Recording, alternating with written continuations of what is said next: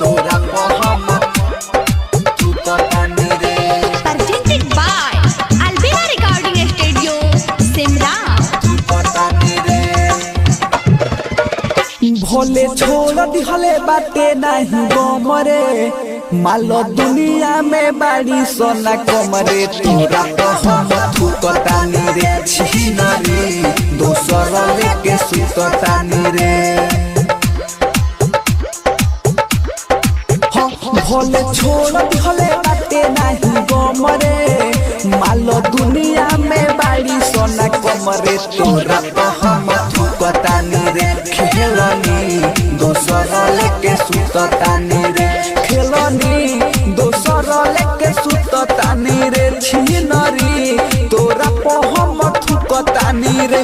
भोले छोड़ दिहले बाटे नहीं गमरे मालो दुनिया में बाड़ी सोना कमरे। तोरा मोहम्मद तू कतानी रे छिनारी दोसर लेके सुततानी रे। तोरा मोहम्मद